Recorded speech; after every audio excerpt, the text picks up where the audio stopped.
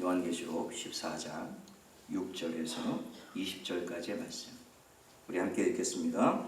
또 보니 다른 천사가 공중에 날아가는데 땅에 거주하는 자들 곧 모든 민족과 종족과 방언과 백성에게 전할 영원한 복음을 가졌더라. 그가 큰 음성으로 이르되 하나님을 두려워하며 그에게 영광을 돌리라. 이는 그의 심판의 시간이 이르렀음이니 하늘과 땅과 바다와 물들의 근원을 만드신 이를 경배하라 하더라. 또 다른 천사고 둘째가 그 뒤를 따라 말하되 무너졌도다 무너졌도다 큰 성 바벨론이요 모든 나라에게 그의 음행으로 말미암아 진노의 포도주를 먹이던 자로다 하더라. 또 다른 천사고 셋째가 그 뒤를 따라 큰 음성으로 이르되 만일 누구든지 짐승과 그의 우상에게 경배하고 이마에나 손에 표를 받으면 그도 하나님의 진노의 포도주를 마시리니 그 진노의 잔에 섞인 것이 없이 부은 포도주라. 거룩한 천사들 앞과 어린 양 앞에서 불과 유황으로 고난을 받으리니 그 고난의 연기가 세세토록 올라가리로다. 짐승과 그의 우상에게 경배하고 그의 이름표를 받는 자는 누구든지 밤낮 쉼을 얻지 못하리라 하더라.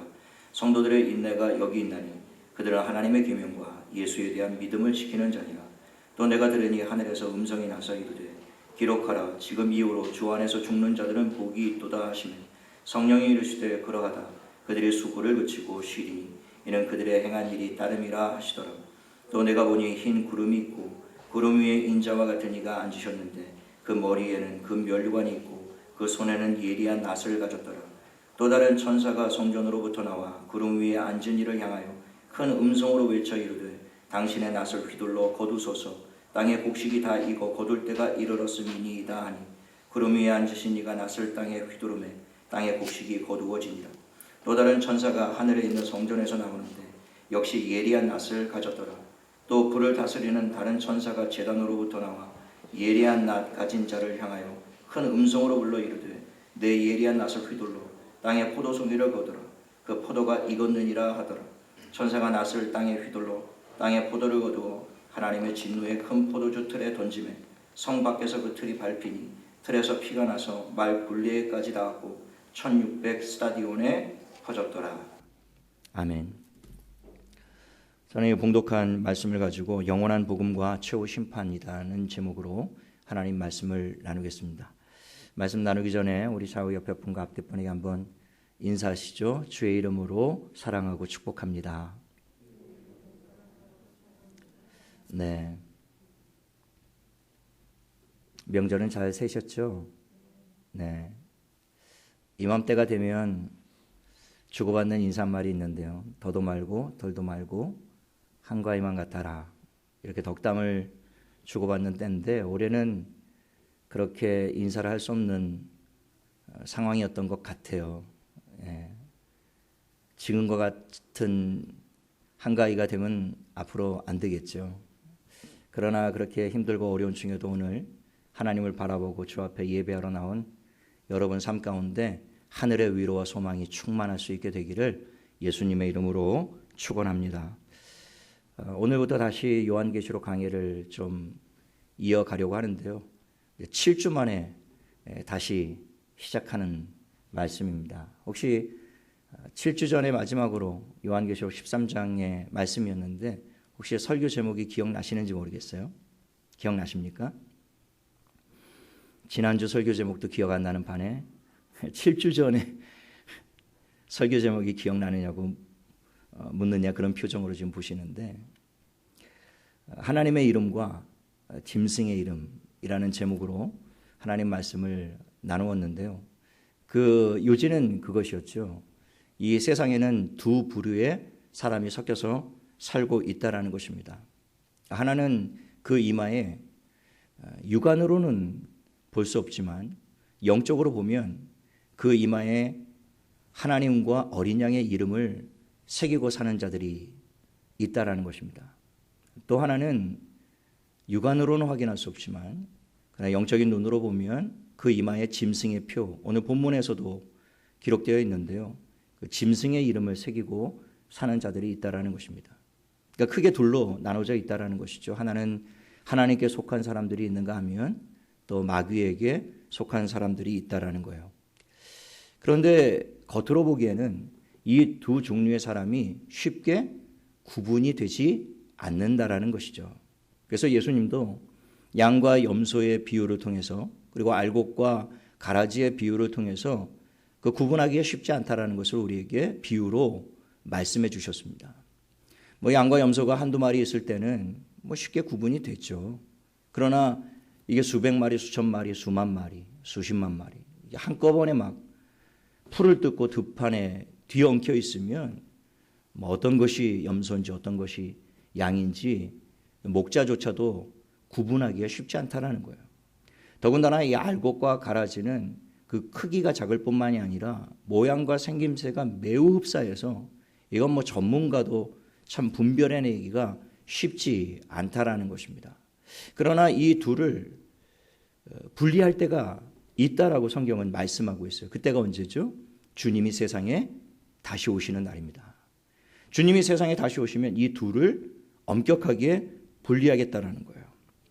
마태복음 25장 31절로 33절에 보면 인자가 자기 영광으로 모든 천사와 함께 올 때에 자기 영광의 보좌에 앉으리니 모든 민족을 그 앞에 모으고 각각 구분하기를 목자가 양과 염소를 구분하는 것 같이 하여 양은 그 오른편에 염소는 왼편에 두리라 라고 말씀하셨어요. 인자가 자기 영광으로 구름을 타고 천사들과 함께 오시겠다. 이것이 바로 주님의 재림을 말씀하고 계시는 것이죠. 주님이 이 세상에 영광으로 다시 오시면 그 영광의 보좌에 앉으실 것인데 이게 계시록에 등장하고 있는 백보자 심판을 말하는 겁니다. 그리고 그 보좌에 앉으신 주님이 모든 민족을 그 앞에 모으시겠다라는 거예요. 한 사람도 예외는 없습니다. 모든 사람들이 다 하나님 보좌 앞에 모이게 될 거예요. 그때 그 모인 사람들 중에 마치 목자가 낮에는 들판에 양과 염소를 다 퍼놓고 함께 물을 마시고 함께 뛰놀고 함께 풀을 뜯고 하다가도 저녁이 돼서 때가 되면 전부 다 목자가 불러들여서 양은 양대로 염소는 염소대로 다 구분한다고요. 그래서 염소의 우리로 양의 우리로 다 집어넣게 되는 것이죠. 그 비유의 말씀대로 마지막 주님이 오셔서는 이 세상에 뒤엉켜 살아가고 있는 사람들 중에 양과 염소를 구분해 내시겠다라는 거예요. 그래서 그 양은 하나님의 오른편에 세우시고 염소는 왼편에 두시겠다라고 말씀하세요. 그리고 그 비유의 말씀의 최종적인 결론은 무엇이냐면 그 오른편에 세워두신 양들을 향하여 그들을 의인이라고 부르시면서 그들은 영원한 생명에 들어가라고 말씀을 하세요. 그리고 왼편에 있는 염소들을 향해서는 악인들이라고 칭하시면서 그들에게는 영원한 형벌에 들어가라. 그렇게 말씀하신다라는 것이죠. 이것이 최후에 있을 심판의 내용입니다. 마지막 때 일어날 일이라는 것이죠. 인류의 역사가 태초에 하나님이 천지를 창조하시면서 시작되었고 그 인류의 역사는 지금 하나님의 섭리 가운데 진행되고 있습니다. 그리고 주님이 세상에 다시 오시는 날 인류는 종말을 맞게 될 것입니다. 그것이 성경이 우리에게 가르치고 있는 역사관이에요. 시간관입니다. 인류의 역사는 돌고 제자리를 돌고 있는 것이 아니에요.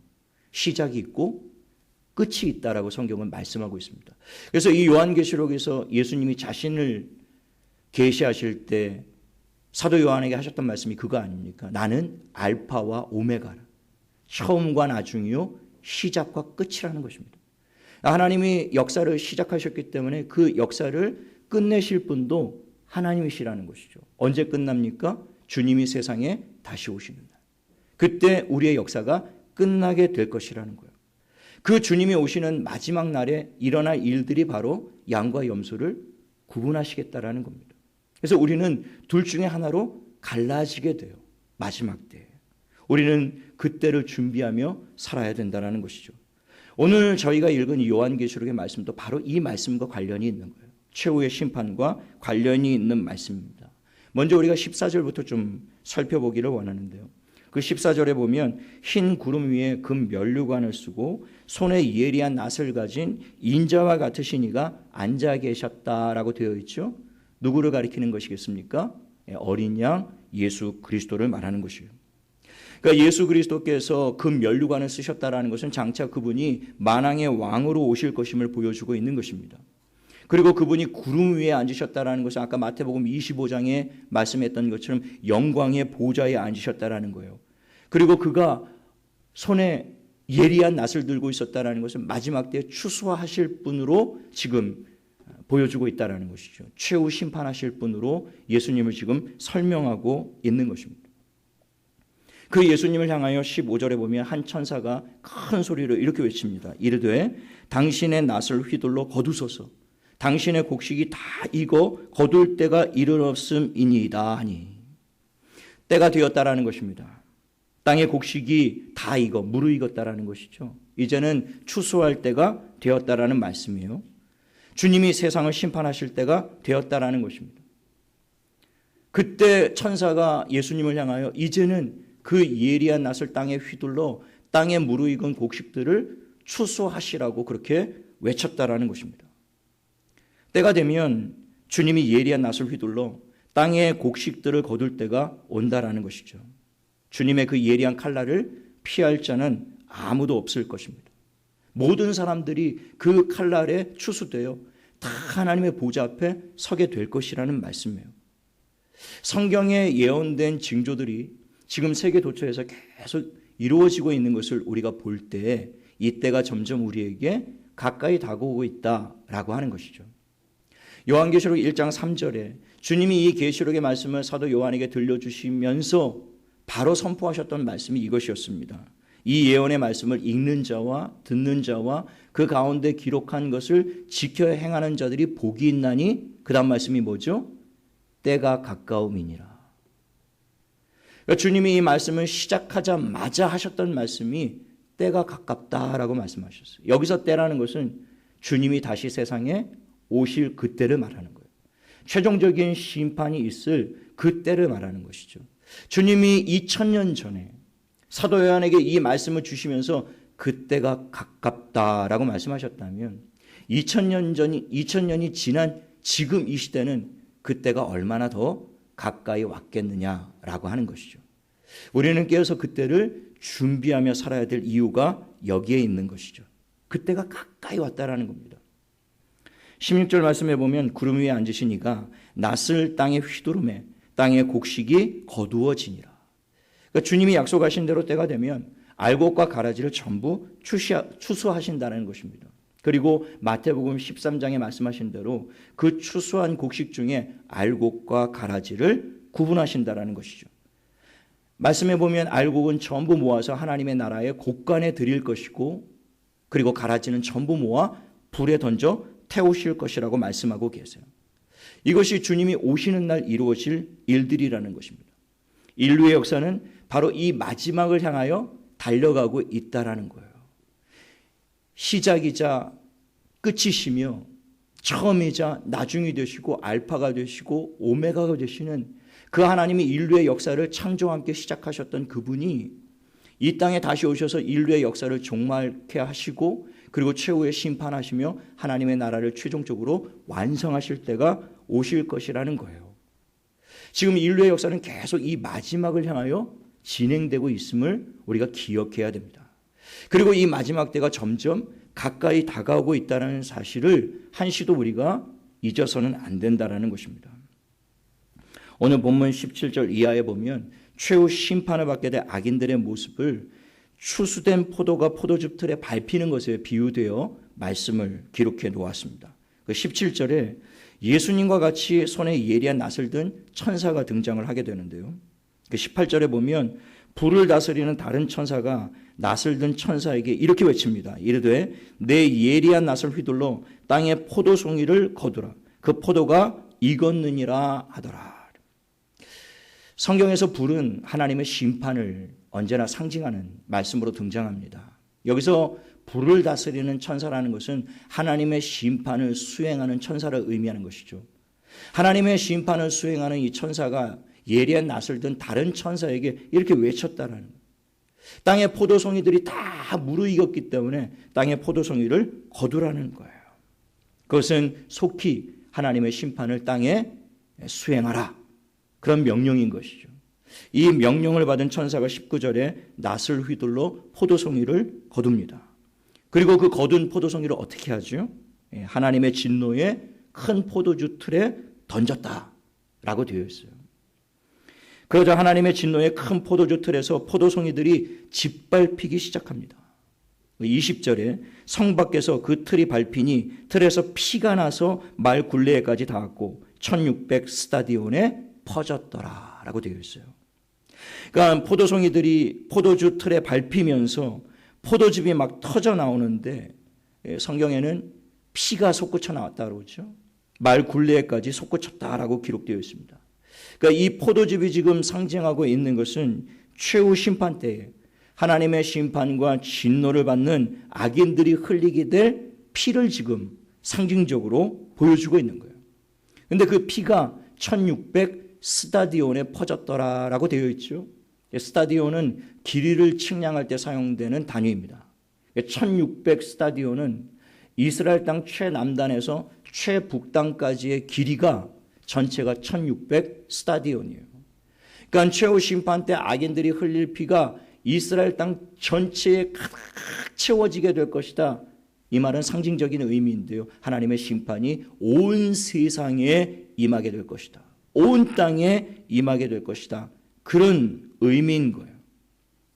우리가 이 말씀들을 통해서 우리가 배울 수 있는 것은 최후의 심판이 반드시 있을 것이라는 것과 그리고 그 심판이 점점 우리에게 가까이 다가오고 있다는 사실과 그리고 그날에는 모든 사람들이 둘로 나뉘게 될 것이라는 것을 알 수가 있습니다.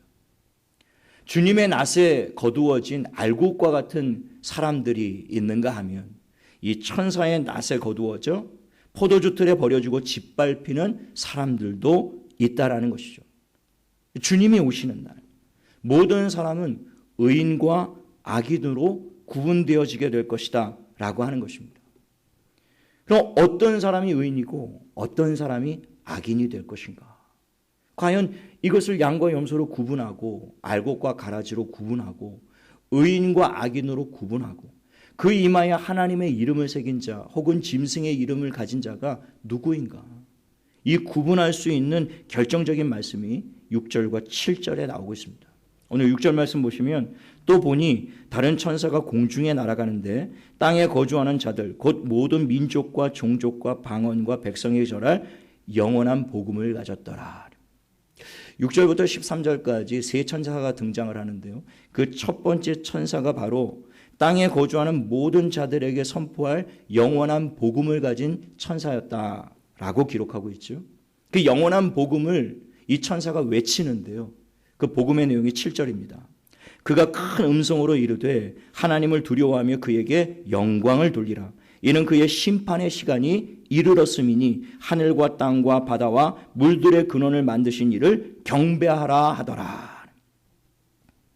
천사가 전한 영원한 복음의 핵심 내용이 무엇이었냐면 하나님의 심판의 시간이 이르렀으니 이제 그 심판의 때가 가까이 왔으니 회개하라는 것이었습니다. 이것이 영원한 복음의 핵심이었어요. 세례 요한도 사역을 시작하자마자 회개하라 천국이 가까이 왔다라고 외쳤죠. 예수님도 공생의 사역을 시작하자마자 회개하라 천국이 가까이 왔다라고 외쳤어요. 노아의 때도 지난주에 우리가 노아의 때에 대한 말씀을 나눴는데요. 그 노아의 때도 하나님의 홍수 심판의 때가 이르렀다라고 외치기 시작했습니다. 그때가 가까이 왔으니 회개하라는 것이었어요. 복음을 믿고 회개하고 하나님께로 돌아오는 것이었습니다. 천지를 창조하신 하나님을 두려워하며 그에게 영광과 경배를 드리라는 것이었습니다. 누구든지 이 복음을 믿고 회개하면 심판을 받지 않을 것이라는 약속의 말씀을 지금 천사가 선포하고 있는 것이죠. 노아의 때에 누구든지 자기의 죄를 깨닫고 진실한 마음으로 회개하여 하나님께로 돌아오면 하나님이 그들을 용서하시고 구원하시겠다라고 120년 동안 노아가 그 방주를 짓는 동안에 끊임없이 세상을 향하여 선포하지 않았습니까? 세상에 임하게 될 무서운 대홍수 심판을 피할 수 있는 유일한 방법이 무엇이었죠? 회개하고 하나님을 믿는 것이었습니다. 하나님의 말씀대로 방주 위에 올라타는 것이었어요. 누구든지 이 방주에 타기만 하면 남녀노소, 물론대소하고 그들이 전에 어떤 삶을 살았는지, 그들이 어떤 죄악을 저질렀는지 하나님은 그것을 묻지 않겠다는 것입니다. 조건은 하나예요. 하나님의 이 말씀을 듣고 회개하고 방주에 자신의 죄를 인정하고 고백하고 하나님의 구원을 바라며 그 방주에 올라타는 길만이 유일하게 그 홍수 심판을 피할 수 있는 방법이었다라는 것이죠. 거기에는 정결한 짐승 7쌍들이 그 대홍수 심판에서 살아남았죠. 그러나 정결한 짐승들만 살아남았던 것은 아니었습니다. 부정한 짐승 2쌍들도 살아남았어요. 정하지 못하고 부정한 짐승들이었지만 그들도 하나님이 그 홍수 심판에서 구원하셨다는 말입니다. 그러니 어떤 죄를 지었을지라도 하나님의 말씀을 들었을 때에 자기의 죄를 깨닫고 회개하고 돌이켜서 하나님을 믿고 하나님이 예비하신 그 방주에 오르기만 하면 구원을 얻을 수 있다라고 말씀하신 거예요. 바로 그 구약시대의 그 방주는 신약시대의 어떤 한 분을 예표한 사건이었습니다. 누구를 예표한 사건일까요? 신약의 예수 그리스도를 예표한 사건입니다. 구약의 사람들을 대홍수 심판에서 구원한 그 방주가 바로 신약에 와서 하나님의 마지막 때의 대심판과 진노에서 구원을 얻게 될 우리의 유일한 방주가 되실 분이 바로 예수 그리스도라는 사실을 미리 보여주신 거예요. 장차 임하게 될 무시무시한 하나님의 진노와 심판을 피할 수 있는 이 시대의 방주가 바로 예수 그리스도란 말입니다. 누구든지 예수 그리스도를 믿는 자는 심판을 피하고 구원을 얻게 될 것이라고 하나님 말씀하셨죠. 이것이 바로 천사가 전해준 영원한 복음의 핵심 내용이에요. 예수를 믿는 것, 자신의 죄를 회개하고 예수를 믿는 것, 십자가 앞에 나오는 것, 이것이 바로 영원한 구원과 심판을 가르게 할 유일한 기준이 될 것이다 라는 것입니다. 양과 염소가 갈라지고 알곡과 가라지가 갈라지는 것이 바로 예수 그리스도에 대한 믿음 여부에 달려있다는 것이죠. 예수를 믿는 자들은 그 오른편에 양들의 자리에 서게 될 것이며 예수를 거절하는 자는 끝까지 예수의 복음을 부인하고 부정하고 하나님의 말씀을 떠나 사는 자들은 결국에는 최종 심판에서 왼편의 자리에 염소의 자리에 서게 될 것이라는 거예요. 여러분은 지금 이 시간 어느 편에 서 계신 것 같아요? 예수를 믿으시면 아멘 합시다. 할렐루야. 예수를 믿는 자들은 그 오른편에 서게 될 것이라는 거예요. 저는 여러분 안에 나는 장차 그 최후의 심판 때에 하나님의 오른편에 양의 자리에 설 것을 확신하고 이 믿음이 흔들리지 않는 저와 여러분 될 수 있게 되기를 예수님의 이름으로 축원합니다. 이 십자가의 은혜를 입은 자, 예수 그리스도를 믿음으로 영접한 자, 그런 장차 하나님의 진노에서 구원을 얻게 될 것이라는 이 말씀이 복음 아닙니까? 이것이 우리에게 얼마나 복된 소식이냐고요. 장차 물로 세상을 심판하신 것보다도 무서운 하나님의 진노와 심판이 마지막 때 이 땅에 임하게 될 것이라고 성경에서 끊임없이 말씀하고 있는데 그 진노에서 우리가 구원을 얻게 될 것이라는 이 말씀보다 더 복된 말씀이 어디 있겠느냐고요. 그러나 노아 시대처럼 끝까지 마지막까지 이 복음을 듣지 않는 자들도 있을 것이라고 성경은 말씀하고 있다는 것이죠. 끝까지 이 복음을 듣지 않고 예수를 믿지 않는 자들이 처해질 운명을 오늘 본문 8절 이후에는 이렇게 기록하고 있습니다. 8절 말씀입니다. 무너졌도다 무너졌도다 큰 성 바벨론이요 모든 나라에게 그의 음행으로 말미암아 진노의 포도주를 먹이던 자로다. 여기서 바벨론이라는 것은 사탄의 나라를 상징하는 것입니다. 사탄을 추종하고 사탄에게 속해 있고 그 이마에 짐승의 표를 받고 짐승의 이름을 새기며 사탄을 추종하고 따르는 모든 이 땅의 세력들, 그들을 총칭하여 바벨론 이렇게 부릅니다. 창세기 보면 인류가 최초로 성을 쌓고 탑을 하늘 꼭대기에 세워 하나님을 대적했던 사건이 있었죠. 그 탑의 이름이 무엇이었습니까? 바벨탑이었습니다. 그 바벨탑을 세워 하나님을 끊임없이 대적했던 무리들의 이름이 바벨론이었던 것이죠. 구약 역사에 보면 이 바벨론이 이스라엘을 침공하여 남유다를 멸망시키죠. 하나님의 백성들을 끌고 포로로 끌고 갑니다. 온갖 포악한 일을 다 일삼았던 나라, 그 나라가 바벨론이었습니다. 그때 하나님이 바벨론을 심판하시죠. 무너졌도다, 무너졌도다. 구약시대의 그 바벨론, 무너진 바벨론은 장차 최후의 심판 때 완전히 무너지게 될 사탄의 나라를 상징적으로 보여준 사건이었다는 것이죠.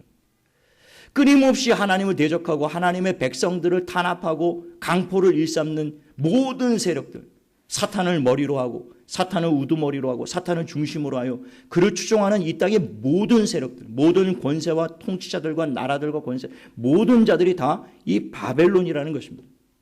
그들이 최종적으로 어떻게 될 것이라고요? 무너졌도다, 무너졌도다. 언제 그들이 완전히 무너지게 될까요? 주님이 이 땅에 다시 오시는 날입니다. 이미 2000년 전 사탄은 예수님의 십자가로 말미암아 그 머리가 완전히 이겨졌습니다. 그러나 생명이 끊어진 건 아니에요. 여자의 후손의 뒤꿈치를 상하게 할 것이다. 예수님을 십자가에 못 박으며 엄청난 고초를 당하게 만들었죠. 그러나 그것으로 끝난 건 아니에요. 지난 역사 속에서 2000년 동안 사단은 지금까지 쉬지 않고 일하고 있습니다. 사단은 자기의 운명을 알고 있어요. 최후의 주님이 오시면 자기의 나라가 완전히 무너지게 되리라는 것을 너무나 잘 알고 있습니다.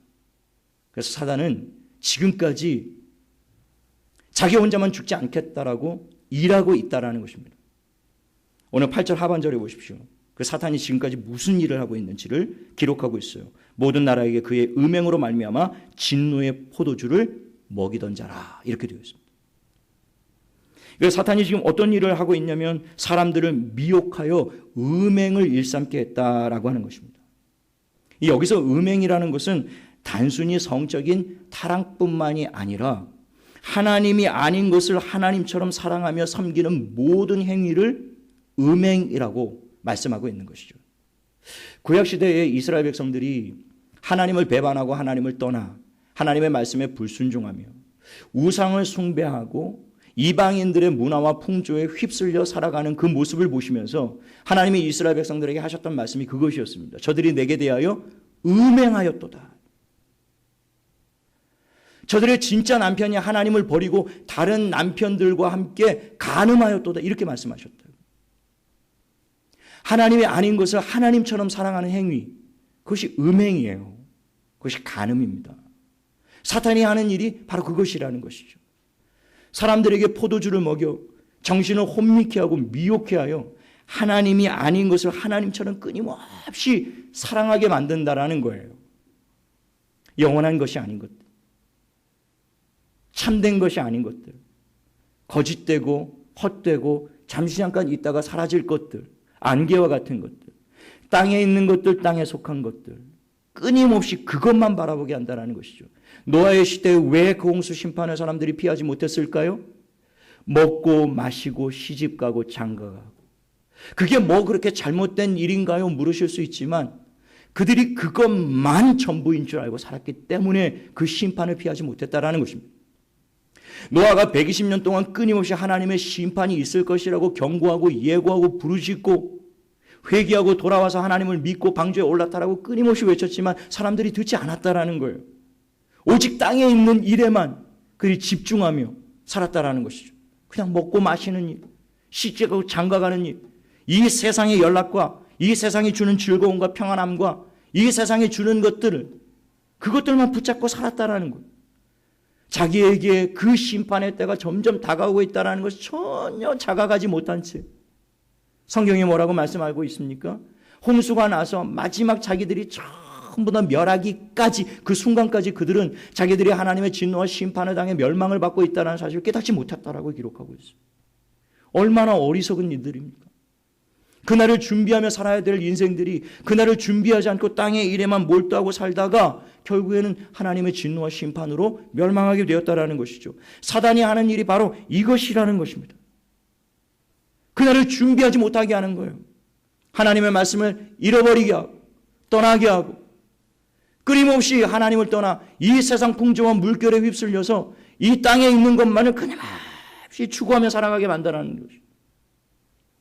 디모데후서 3장에 사도 바울이 마지막 때에는 고통하는 때가 올 것이다 이야기하면서 마지막 때에 나타날 그 현상들을 21가지로 정리를 해놓았는데요.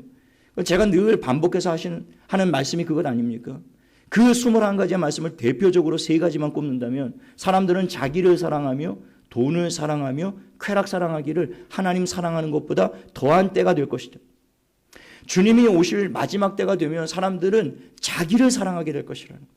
그러니까 장로님도 지극히 이기적인 이 시대의 모습을 하나님 앞에 회개하며 기도하셨는데 우리가 아무리 하나님 앞에 기도하고 간구해도요 마지막 때로 갈수록 사람들은 더 극단적으로 이기적인 모습으로 변해갈 것이라는 겁니다. 자기를 사랑하는 모습으로. 성경은 자기를 부인하고 하나님께로 나오라고 말씀하고 있지만 마지막 시대에는 사람들이 하나님을 부인하고 자기를 따르는 삶을 살게 될 것이라는 거예요. 하나님을 부인하고 세상을 따라 살고 하나님을 부인하고 마귀를 쫓아 산다라는 것입니다. 하나님을 따르는 사람들 중에도 그런 자들은 있을 겁니다. 하나님을 믿노라 하고 하나님을 섬기노라 하고 하나님을 나의 주인이라고 고백하면서도 하나님을 자기의 종처럼 부리는 그리스도인들이 얼마나 많은지 몰라요. 하나님을 자기의 유익의 도구로 삼는 자들이 많다라는 것입니다. 여러분 하나님을 따르고 섬길 때 그 이유와 목적이 무엇인지 이 시간 한번 돌아보십시오. 요한복음 6장에 보면 예수님이 오병이어의 기적을 행하십니다. 물고기 2마리, 보리떡 5개로 2만 명을 먹이셨어요. 어마어마한 사건이죠. 그 기적을 경험한 2만 명의 무리들이 환호하고 열광합니다. 이 추석 연휴 때 보니까 나훈아 콘서트를 하더라고요.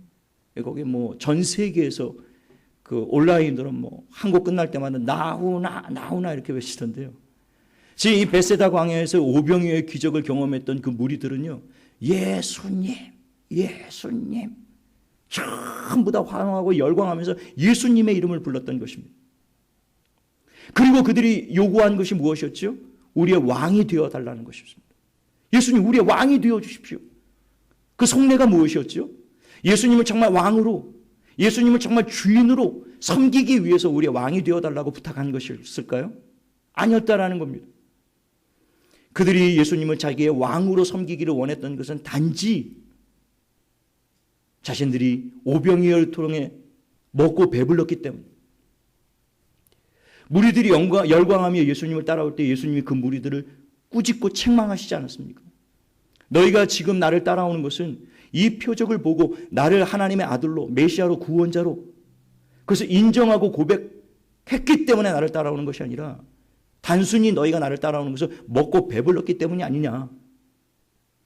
내가 너희에게 주는 양식은 그런 양식이 아니야. 몇 시간 전에 내가 오병이어를 통해서 너희가 배가 터지도록 먹게 해주지 않았느냐. 그러나 지금 몇 시간이 지나자 다시 배고파지고 다시 양식을 찾아야 돼. 그런 썩어질 양식, 너희를 영원히 배부르게 하지 못할 양식, 너희를 영원히 목마르게 하지 못할 그런 음료가 아니라 내가 너희에게 주는 양식은 참된 양식, 내가 너희에게 주는 음료는 참된 음료. 그래서 놀라운 말씀을 하세요. 무리들이 전혀 이해할 수 없는 말. 내 살은 참된 양식이요, 내 피는 참된 음료로다. 누구든지 이 살과 피를 먹고 마시는 자는 영생을 얻게 될 것이다. 하나님이 이 아들을 세상에 보내신 것은, 십자가에 그 아들의 생명을 내어놓은 것은, 십자가에서 그 칼을 찢으시고 물과 피를 다 쏟으신 것은 누구든지 그 예수 그리스도를 믿는 자는 이 땅에서의 생명이 아니라 영생을 얻게 하시겠다라고 하는 그 약속. 내가 너희에게 주고자 하는 생명은 그 생명이다. 영생. 이 땅에서 100년도 못 사는 그 인생이 아니라 영원한 하나님의 나라에 들어가서 영생을 누리는 그 복락, 그 영생을 주기 위해 오셨다라는 것. 사람들이 전혀 이해하지 못해요. 우리가 필요한 것은 당장 눈앞의 양식이다. 눈에 보이지 않는 영생이 무슨 소용이 있느냐. 당신의 살과 피를 우리에게 주고 어떻게 먹게 하겠느냐? 우리가 필요한 건 당신의 살과 피가 아니다. 우리가 필요한 것은 육신의 양식이다. 먹고 다시 고플지언정 먹을 것을 달라. 무리들이 예수님께 찾아와서 요구한 것은 그것이었다. 주님의 마음이 얼마나 답답하셨을까요?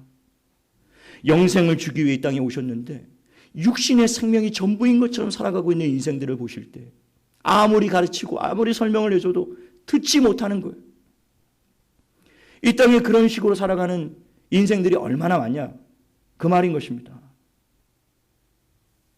예수님이 내가 너에게 줄 양식은 그런 양식이 아니다. 단호하게 거절하세요. 그래서 무리가 돌변합니다. 그때 이 모든 무리들이 다 예수님을 버리고 떠났다라고 기록되어 있어요. 그리고 나중에 예수님이 십자가 못 박힐 때 이들은 완전히 폭도로 돌변합니다. 그래 십자가를 못 박아 죽이라고 외치는 자들이 되었어요. 이것이 40년 동안 광야길을 걸었던 이스라엘 백성들의 모습 아닙니까?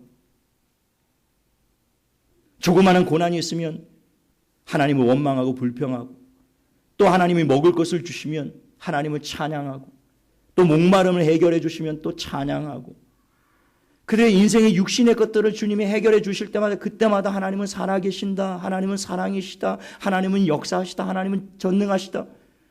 그러면서 하나님을 경배하고 찬양하고 하나님을 바라보았지만 인생 가운데 조그마한 문제만 닥쳐오면 그때마다 하나님이 계시냐 안 계시냐 살았냐 죽었냐 우리를 사랑하시냐 사랑하시지 않느냐 또 원망하고 불평했던 인생들이 바로 광야길을 걸었던 그 이스라엘 백성들 아닙니까? 지금 이 땅에도 하나님을 믿노라고 하나님을 따라가노라 하는 사람들이 있지만요. 가만히 면밀하게 돌아보면 정말 누구의 영광을 위해서 살고 있는지 누구의 유익을 위해서 살아가고 있는지 돌아보아야 된다는 것입니다. 하나님을 자기의 유익의 도구로 자기의 사랑의 도구로 삼는 자들이 많다라는 거예요. 마지막 때로 가면 더 그렇습니다. 그냥 나에게 아쉬울 때 필요할 때는 주님을 찾다가도요. 그런 것들이 해결되고 주님의 은혜로 해결되면 까맣게 그 은혜를 잊고 살아가는 또 세상에 취하여 세상과 짝하여 세상과 버타여 살아가는 인생들이 얼마나 많은지 몰라요. 그리고 또 인생에 필요한 것들이 생기고 아쉬움이 생기면 또 하나님 앞에 그냥 울며 불며 또 나와서 이건 문제를 좀 해결해달라. 해결되면 또 언제 그랬냐는 듯이 또 하나님을 떠나는 그 인생들이 굉장히 많이 있거든요. 자기를 사랑하는 인생들. 마지막 때는 돈을 사랑하게 될 것이라고 그러는데 황금 만능주의, 물질 만능주의 그 어느 시대가 지금 이 시대처럼 이렇게 돈을 사랑하는 시대가 돼요. 돈이면 전부인 것으로 여기는 사람들이 이 땅에 얼마나 많습니까? 돈. 교회 안에서도 예수 믿으면 축복받는다. 거부가 된다. 부자가 된다. 아브라함을 봐라. 이삭을 봐라. 야곱을 봐라. 다 부자 되지 않았느냐. 예수 잘 믿으면 다 부자 된다. 그럴 수도 있어요. 그러나 그렇지 않을 수도 있습니다. 중요한 것은 부자와 가난함이 아니에요. 육신의 양식이 아닙니다. 이 땅에 썩어질 거 잠시 있다 사라지는 게 많고 적고 그것은 결코 중대한 문제가 아니라는 거예요. 영생 앞에서요. 구원과 심판 앞에서요. 죽느냐 사느냐 앞에서 그깟 물질이 무슨 의미가 있죠? 그깟 명예가 무슨 의미가 있느냐고요. 이 땅의 사람들은 그것을 전혀 깨닫지 못하고 그냥 돈에 목숨을 걸고 사는 사람들이 얼마나 많습니까? 쾌락을 사랑하기를 하나님보다 더 사랑하는 인생들이 이 땅에 얼마나 많이 있느냐고. 소돔과 고모라의 때뿐만이 아니에요.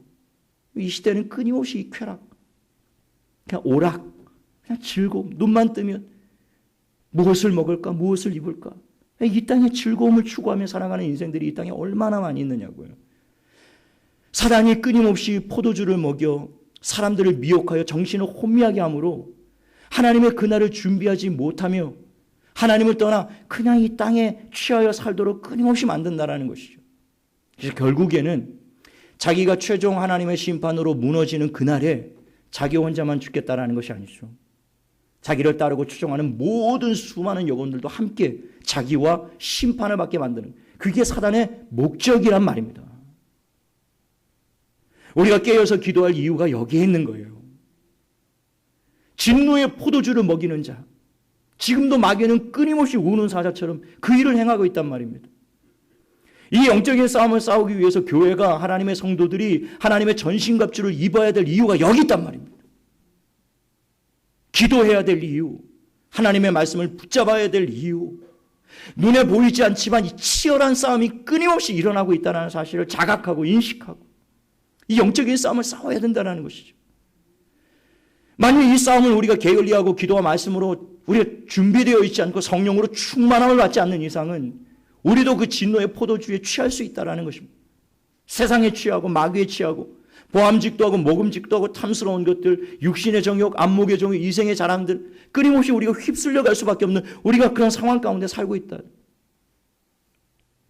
이스라엘 백성들이 가나안 땅에 들어갔을 때 그들도 처음에는 하나님을 신실하게 섬겼습니다. 그런데 조금 시간이 지나자 세상 풍조와 물결에 휘말리고 말았어요.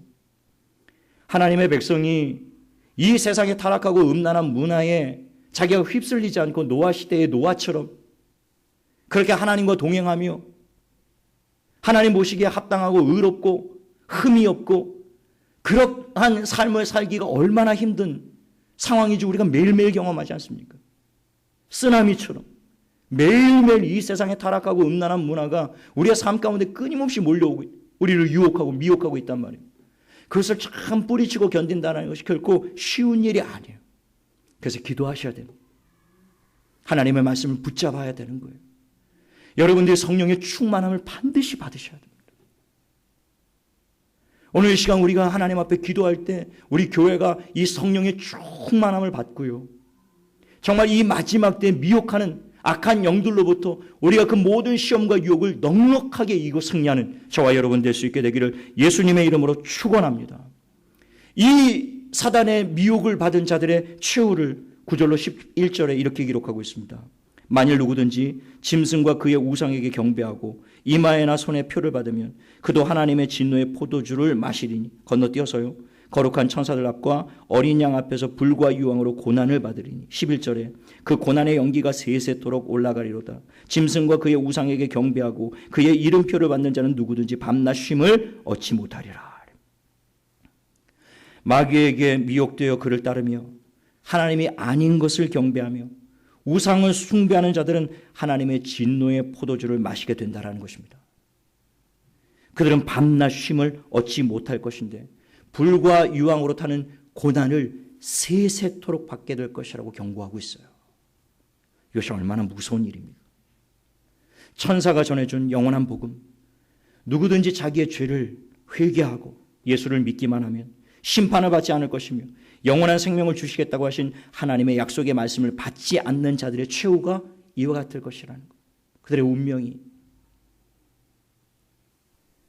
저는 부디 여러분의 가족 가운데 여러분의 주위에 있는 그 어떤 사람도 이 비참한 최후의 운명에 떨어지지 않게 되기를 간절히 바랍니다. 여러분들이 여전히 마지막 때가 가까운 이 시대에 여전히 예수의 복음을 듣지 않고 예수를 믿지 않고 끊임없이 하나님을 대적하며 거절하고 있는 인생들을 위하여 기도해야 될 이유가 여기 있어요. 기도하셔야 됩니다.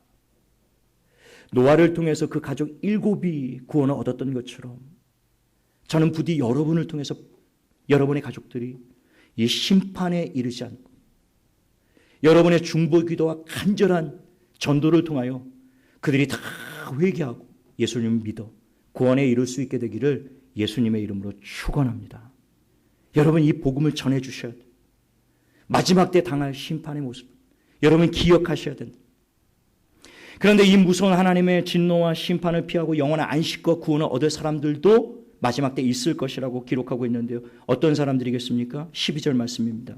성도들의 인내가 여기 있나니 그들은 하나님의 계명과 예수에 대한 믿음을 지키는 자니라. 어떤 사람들이 구원을 얻고 영원한 안식에 들어간다라고 했습니까? 하나님의 계명을 지키고 예수에 대한 믿음을 끝까지 지키는 자들이라고 했습니다. 심지어 13절 말씀에 보면 지금 이후로 주 안에서 죽는 자들은 복이 있도다. 이 1세기의 요한계시록을 받을 때에 그 성도들은 로마의 도미티안 황제의 박해 아래서 하루하루를 정말 비참하고 참혹한 박해와 고난 속에서 살았습니다. 매일매일 예수 그리스도를 믿는 이 믿음을 지키다가 순교를 당하는 사람들이 얼마나 많이 있었는지도 모릅니다. 그 시대에 하나님의 계명을 지킨다라는 것, 지금 이 시대와는 다릅니다. 그 시대의 예수에 대한 믿음을 끝까지 지킨다라는 것, 지금 이 시대의 예수에 대한 믿음을 지킨다라는 것은 완전히 달라요. 로마 황제를 숭배하지 않으면, 로마 황제 앞에 절하지 않으면 그게 짐승의 편대요. 매매를 하지 못하게 하겠다.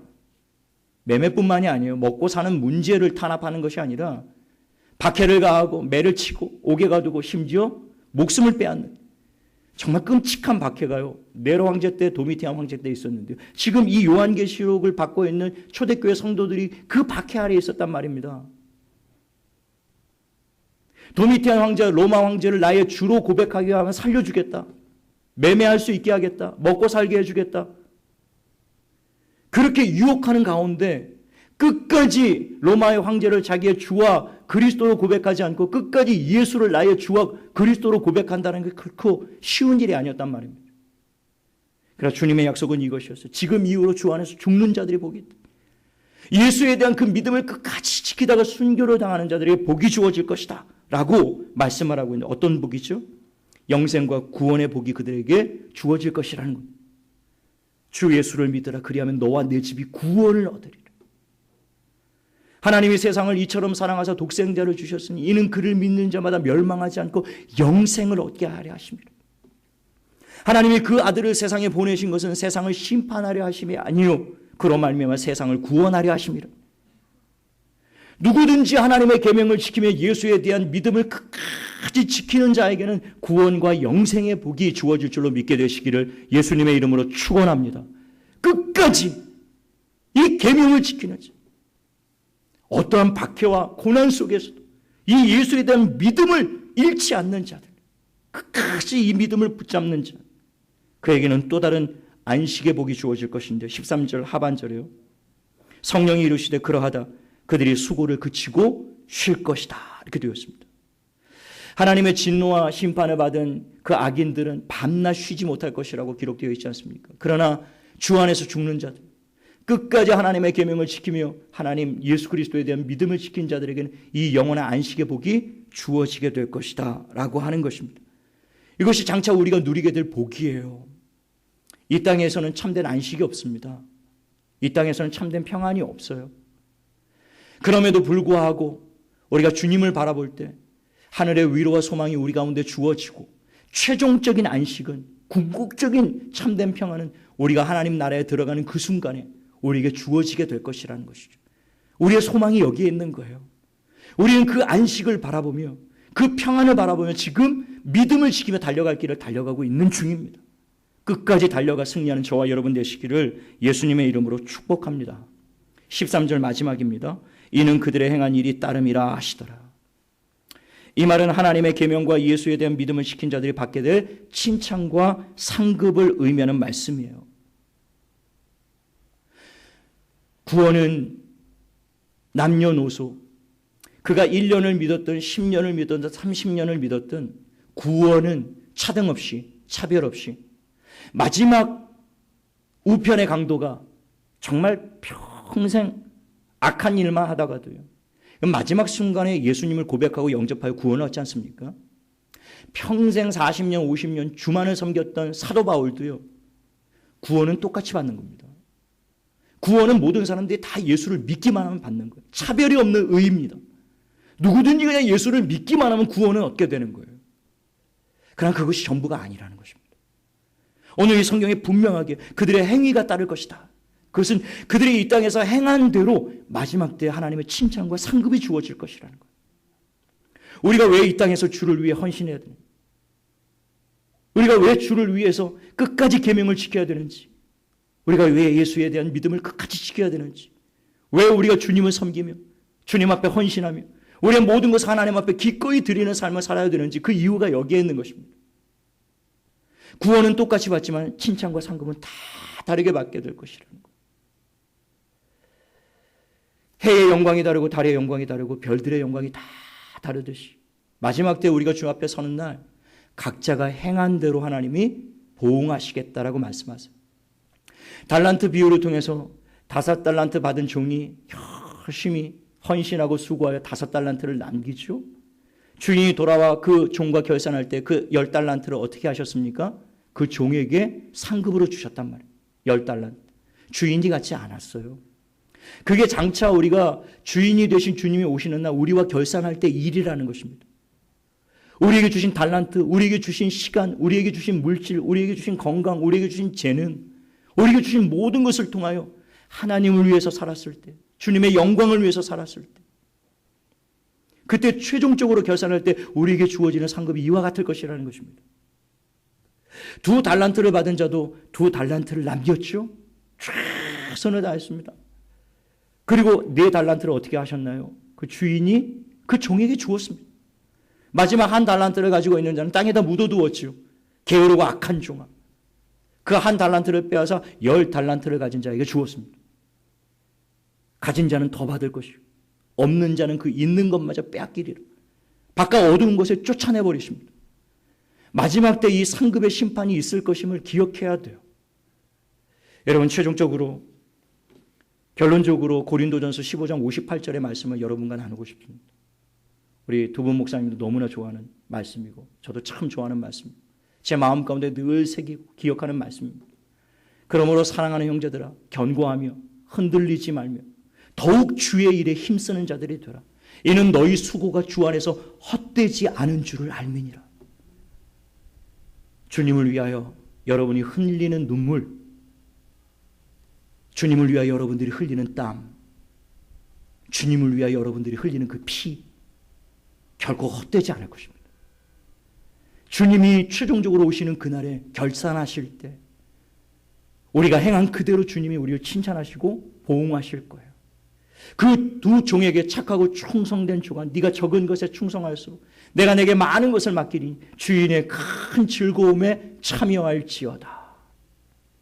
저와 여러분이 마지막 날 주님의 오른편에 설 뿐만이 아니라 끝까지 하나님의 계명에 순종하고 예수에 대한 믿음을 지킴으로 주님을 위하여 땀 흘리고 눈물을 흘리고 피를 흘리고 수고하고 헌신하여 주님 앞에 놀라운 칭찬과 상급을 다 받아 누리는 저와 여러분 될 수 있게 되기를 예수님의 이름으로 축복합니다.